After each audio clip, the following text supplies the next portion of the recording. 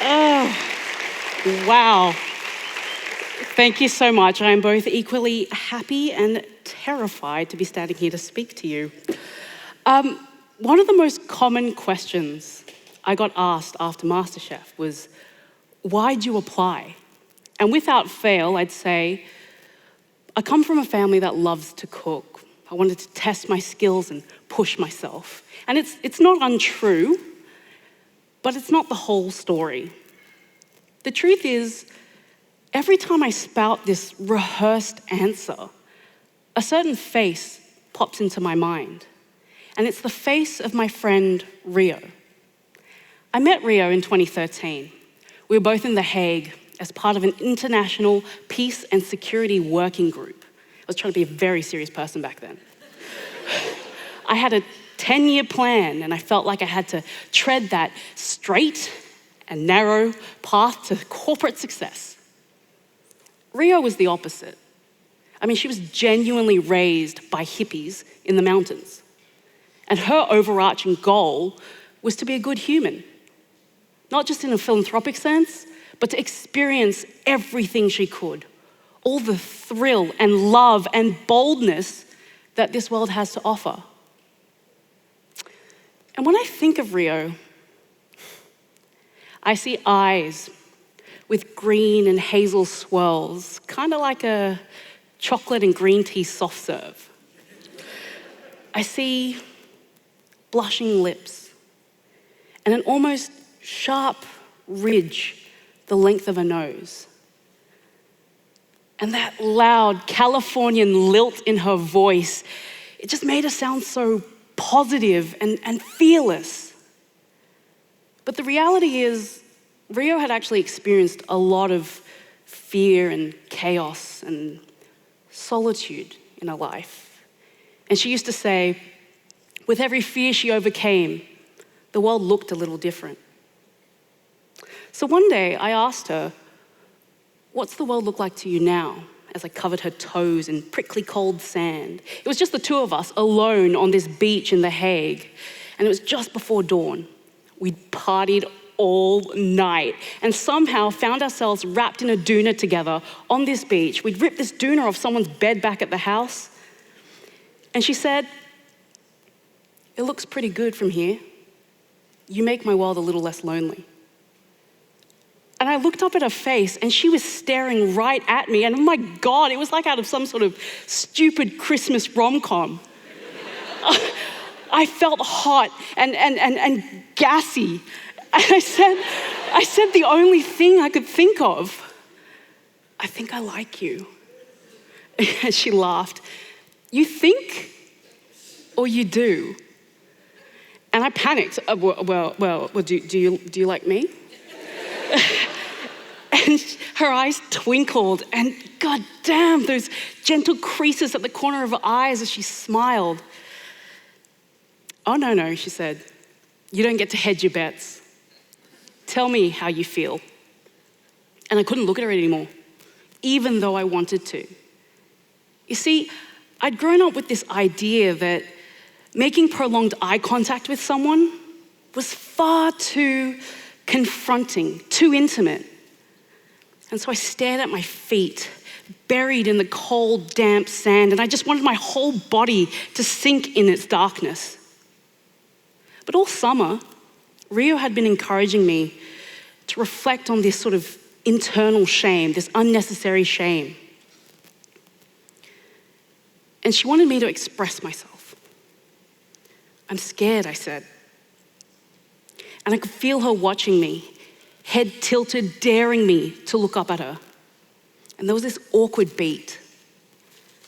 And then she nudged me with her knee and made me look at her.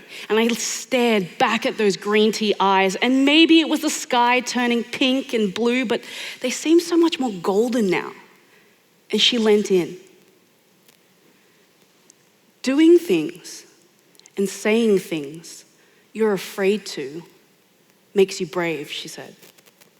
And when you feel a little brave, you take on the next scary thing. And then the next. And soon enough, you have so much bravery that you're finally living. My God, she really was raised by hippies.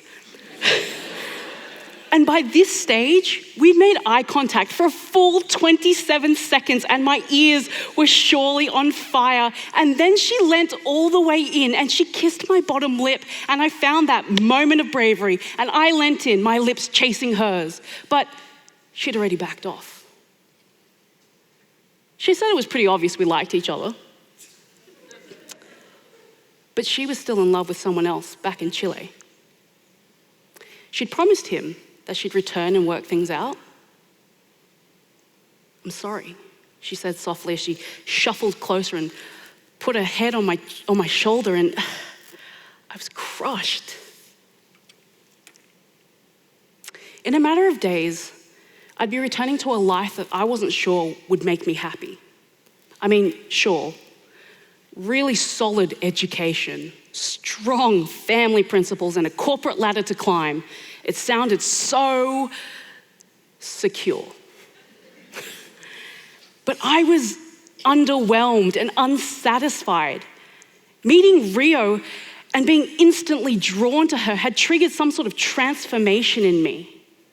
I found this urgent need to pursue the things that made me happy, to be loud, to be passionate, to fill the space that I take up so wholly, and to try to impact people's lives. Back on the beach, Rio tried to lighten the mood. She nudged me again. "You're such a sap. You're my twin flame." And I laughed. What the was a twin flame? "We were meant to find each other," she explained. As it turned out, while Rio was teaching me to be more bold and expressive and open, I was teaching Rio a few things. She said that I taught her the meaning of home and family, and that she wanted to reconnect with her own family because of me. "Sarah, you've spent the entire summer cooking for everyone," she pointed out. "You've taught us about food and culture and shown us a different way of showing love for others.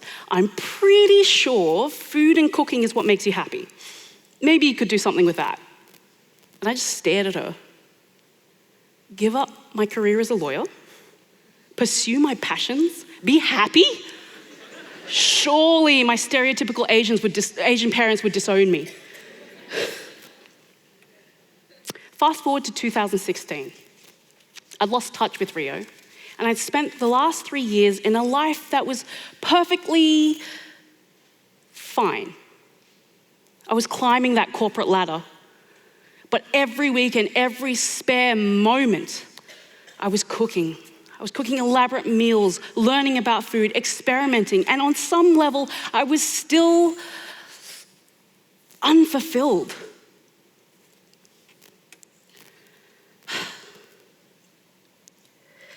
Late one evening, after a remarkable round of work drinks, I found myself back in bed, doom scrolling through Facebook as you do, and an ad popped up, considering all that food research I'd been doing. "Applications for MasterChef Australia 2017 now open." And my instant thought was, oh shit, yes. And I remember I had to tell my mum about the application a few days later. See, I needed that time to build up that courage. So heart thumping and hopeful, I found her in the kitchen cooking. And I remember saying to her, "Hey, Mum, I've applied to MasterChef. Oh, don't worry, I'm not giving up my job as a lawyer. I'm not becoming a chef, but just once, I want to cook with the best. And if I pass the auditions, we can decide what to do. But if not, I'll just go straight back to work. I promise." And I remember Mum turned around to me really slowly, meat cleaver in hand, and a very, very disapproving look in her eyes. And let's just say, I had to spend the next few months finding and collecting those moments of bravery. I, of course, did pass those auditions, and in January 2017 was due in Melbourne to start filming. And Mum wasn't on board.